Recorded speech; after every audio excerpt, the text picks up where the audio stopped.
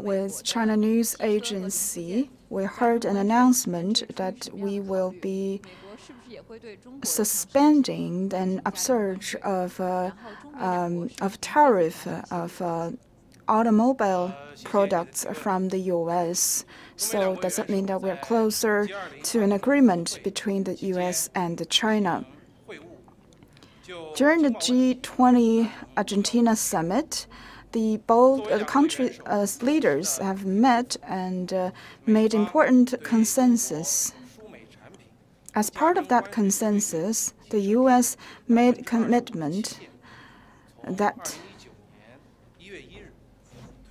they will be suspending the decision to add on tariffs of goods imported from China. And after that, in order to boost consultation, we also made an announcement to suspend our decision for 3 months for the execution of increased tariff of automobile parts. On March the 5th, the U.S. made another announcement to suspend the increase of tariff. And the date is yet to be determined. And on the 25th, the Chinese authority again made an announcement to suspend its action to increase the tariff of automobile parts imported from the U.S. All of these decisions can create a favorable condition and environment for the smooth progress of our trade talks. And with CGTN, my question is, right now we are having a 9th round of trade talks between China and U.S. And the recent 2 talks actually are quite close to each other in the matter of time. So in the 8th round, a lot of consensus has been made.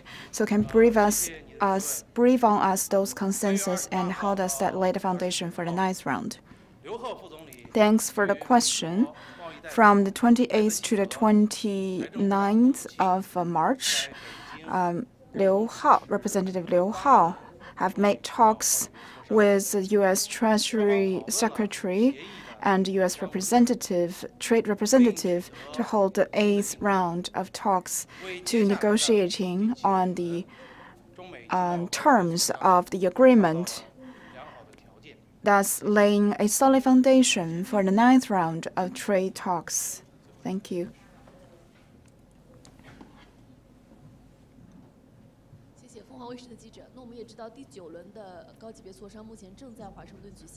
With Phoenix TV, the 9th round of trade talk is now still taking place in Washington. So do you have any progress that you can report to us? And how is your prospect for the consequence of the trade talks?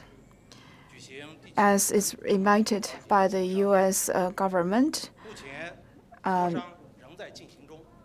Mr. Liu He went to the U.S. to lead the Chinese delegation in the trade talks. Now the trade talk is still going on. We will update if there is the latest achievement. We would act upon the important decision and agreement made by the 2 leaders during the Argentina summit and wish to put forward and push forward the trade talks.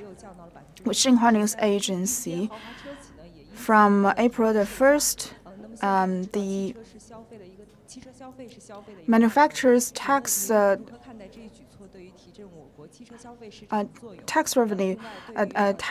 rate will be reduced to 10%. And can you tell us about the policies and the impact on the automobile industry? We know that the value-added tax, the VAT tax rate, has been turned down. And therefore, a lot of car manufacturers have also lowered their sales price. the oil price and the price of automobile parts have also been decreased, which has reduced the cost for consumers. At the same time, the manufacturers can now invest more money and funds into the upgrade and innovation of their products, thus bringing better and more diversified choices for our customers. So to speak, the reduction of VAT is beneficial for development and manufacturing. And last year, the consumption of car and related products account for about 26% of the total national consumption. We will also be working with relevant enterprises to promote industrial upgrade and expand consumption. We'll be taking proactive measures to promote a healthy and sound development of automobile markets. In the following aspects, first, to prioritize the market environment and we would be cracking down illegalities and malpractice of dealers to create a competitive, well-ordered environment. Second is that we will be expanding supply channels and boost import in car industry to meet demands of multiple levels. And third is to upgrade the consumption of domestic market, encourage the phasing out of obsolete and second-hand vehicles, and push for the standard making in this industry. We will also encourage the car recovery cars, the recovery second-hand car market, and cancel the limitations of second-hand transaction. Fourth, we will be promoting the aftermarket of the automobile industry to promote car races and competitions and to find more potentials in terms of development of automobile industry. Thank you. With the International Commerce newspaper, we have carried out the trade talk with Peru. So can you brief us on that? From November of 2016, when President Xi Jinping visited Peru, we have made an announcement to carry out discussions of upgrading the free trade agreement between China and Peru. And last year, the trade talk has been officially kickstarted. This is another important trade talk after China with ASEAN, Singapore, New Zealand. And this is the fifth upgrade trade talk in terms of free trade agreement. From April the 1st to the 4th, we have completed the first round and second session of the Trade Commission of the both countries. We have looked back to the achievement we've made after the agreement was reached in terms of service industry, investment, IPR, e-commerce, and competitive terms and custom procedures. Our regional production place, we have made great achievement and very fruitful results. The free trade agreement with Peru is one of the best made agreement with the highest level in terms of commodity trade. And the execution and implementation of such trade terms and agreement has been quite satisfactory in the past few years, ushering a new era and have boosted the trade volume. between these two countries. And so far, Peru has already become the fourth biggest trade partners and second biggest destination of investment in Latin America. And we are Peru's biggest investor and trade partner in the world, according to our statistics. After the execution of the trade agreement, the total volume of trade has exceeded 120 trillion USD.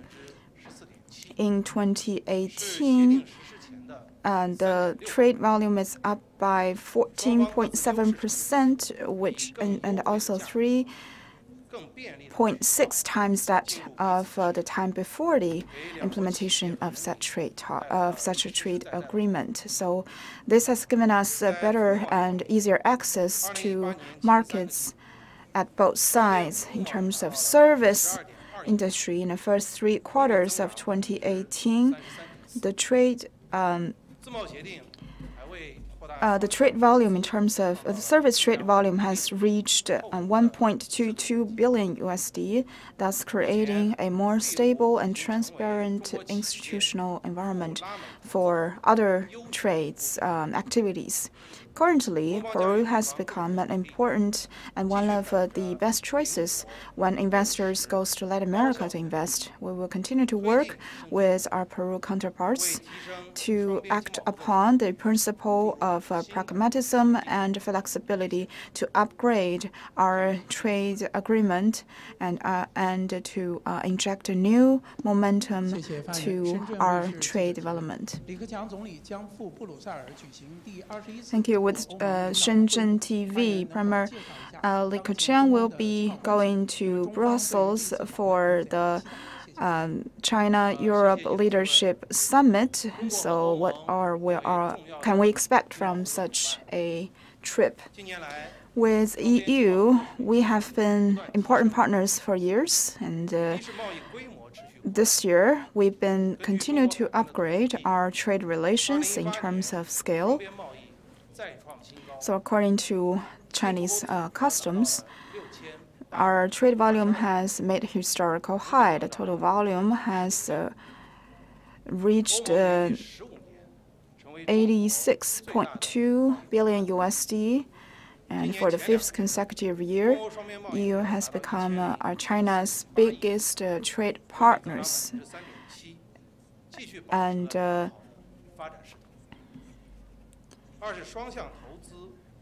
our trade volume is up by 17%, which is a very good trend, and our bilateral investment is also increasing. In 2018, the actual investment from the EU to China is 10.4 billion USD, and our investment to EU has reached 8.1 billion USD, and the total investment is about 1,370 trillion USD. And our investment is 900 billion USD to the Europe, and we are the second biggest investor to the EU. In terms of finance, service industry, and third market participation, we have in-depth cooperation at all fronts in terms of digital economy, environment, and technology, and other emerging sectors. We also see great prospect. China is more than willing to work with EU on a basis of mutual respect and win-win, and deepen our cooperations at all fronts. And we will continue to push forward the trade talks of a trade agreement and work towards a more open world economy.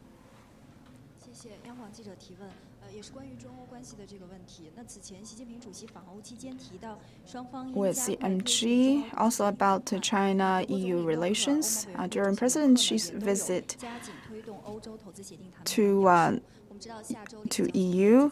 He has mentioned that we will be pushing forward in the Europe investment talks. So, can we expect some achievement this year? Thanks. As I mentioned already, the talks of Europe investment agreement, we have already carried out 20 rounds of talks, and in 2017, the 20th China and U.S. summit of leaders, we have already submitted a list in terms of the commodities involved in these trade talks, and we are still on the process of perfecting those lists. And it is our wish to finish those talks, and an all-round and ambitious trade that investment agreement will not only create favorable conditions for investors from both sides and provide guarantees for them, but also will help us to deepen this comprehensive strategic partnership between China and EU. Hopefully, both sides can work towards the goal and meet each other halfway to make more commitment to the agreement, so that the agreement can benefit enterprises and people from both sides.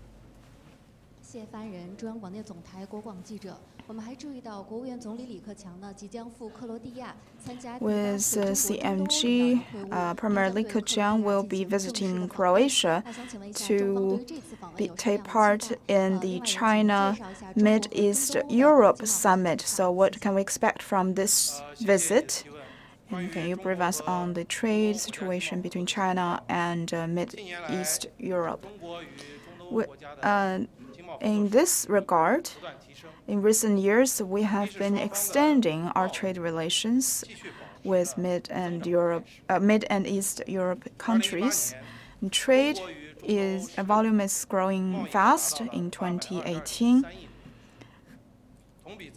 Our trade volume has reached 82.2 billion, up by 21%, and our import is up by 19.6%, and import reached 23 billion and up by 14%. And our investment is also increasing, and we witness various and diversified forms of investment. And currently, the total investment from Chinese enterprises has reached 10 billion USD, and 1.5 billion from the EU side in terms of automobile, chemistry, finance, environment, and aviation, and medicine. And third is that in terms of infrastructure and interconnectivity, we have been speeding up our efforts, especially in key projects in transportation. The train from China to EU has exceeded 1,300 times. So we'll be still supporting the integration of Europe, and on that basis, we will be extending the trade relations with Mid and Eastern Europe, and to carry out BRI and better connect, so as to better connect with Europe, to hold ministerial meetings, trade forums, and import and export forum exhibition with Europe, and to deepen the 6+1 scheme to promote win-win and mutual benefit.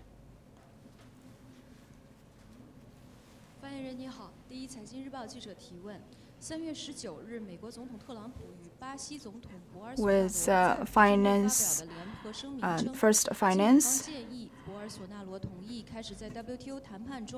The U.S. president and the Brazil presidents made an announcement that they will be forsaking the commitment to WTO. So will China change their special and differentiated treatment to the WTO? We have been taken notice of the special and differentiated treatment.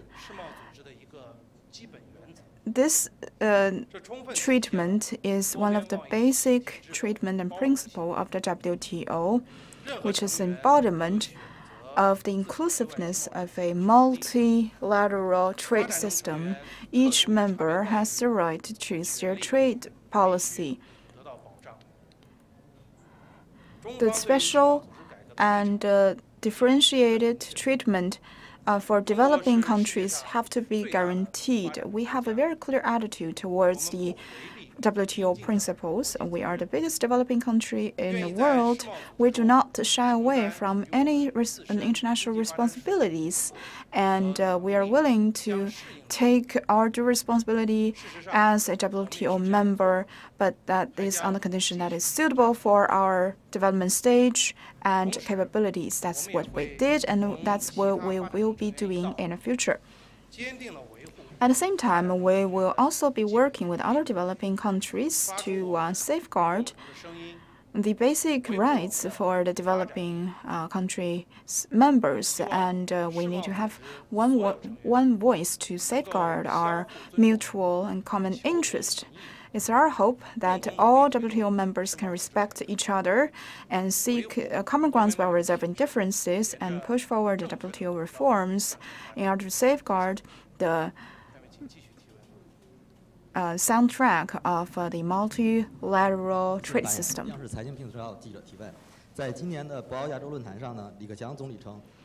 With CCTV, in this year's Boao Forum, Premier Li Keqiang mentioned that supporting policies to support the foreign investment law will be completed by the end of this year. So what are the measures that have been taken so far?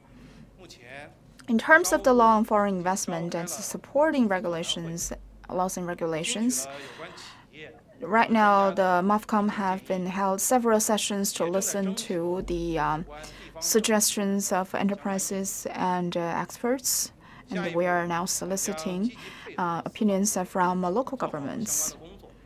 Next step, we will be working with the Judiciary Ministry to further specify those regulations in order to guarantee that the law on foreign investment can be implemented on time. For the negative list, NDRC, MOFCOM is now making final revisions. It is in our hope to encourage more foreign capital to work dependently in more fields and to strengthen the pressure test in terms of in the free trade zones. And we will also make limitations outside of the negative list so as to guarantee that the market access can be consensus for foreign-funded and domestically funded enterprises. With First Finance, currently, we've heard that the Richardson company from Canada have been cancelled in terms of their qualification to export cooking oil to China. So can you answer to and we heard that another 2 Canadian companies have been cancelled that qualifications. So can you confirm on that? As far as we know, we have been canceling the registration of 2 Canadian enterprises in terms of canola oils and have forbidden these 2 companies from exporting goods and canola oils to China. Before that, on January, we have reported to Canada on the situation of these two companies on their problems with their quality. And the third company have regained their qualifications because no more problems were discovered. We believe that Chinese government should be the Canadian government should be taking measures to prevent such things from happening again. 谢谢发言人。上海证券报记者提问。有媒体报道称，约有100家印度出口商 With Shanghai Security News, 那么想请发言 according 人 to 介绍一下 reports, 目前其 about 他国家报名参展 100 Indian 进博会的情况。 companies have signed up for CIIE. So can you brief us on the situation of the registration of CIIE? Thank you for the question. Right now, the second CIIE is under full preparation. In terms of the recruiting of exhibitor, we now have more than 1,800 enterprises that have signed up for the second CIIE. The contracted enterprises has reached over 900, and from 77 countries and regions, including 18 G20 members and more than 30 BRI countries. And 180 of them are Fortune 500 enterprises and top enterprises in the world. We will make the recruitment more targeted, especially given priority to SMEs and private companies, and they will also invite foreign procurement companies to come to China. And next up, we will make deployments according to the organization committee and to organize a national exhibition as well as business exhibition. We will be also organize the Hongqiao Economic Forum to guarantee a successful convening of CIIE. 谢谢发言人，我是南华早报记者。有2个问题。第一个是白宫的 With Nanhua Morning Daily, first question, the White House consultants mentioned that after the trade agreement is reached, they will be canceling some of the punitive tariffs, but some of the tariff will still remain. So do you have any comments on that? Will China cancel all of the punitive tariff aiming at canceling all of these punitive tariffs in the trade talks? And second news is that I heard U.S. has made the target for Beijing government to make the commitment to import from the U.S. to a certain amount and allow U.S. companies to set up independently founded companies. So can you confirm on those ideas, those reports? As I mentioned, the 9th rounds of trade talk is still underway. I'm sorry, I do not have more information to disclose at the moment. We will be making an announcement when the time is mature. Thank you. If no further question, this is the end of today's presser. Thank you for coming.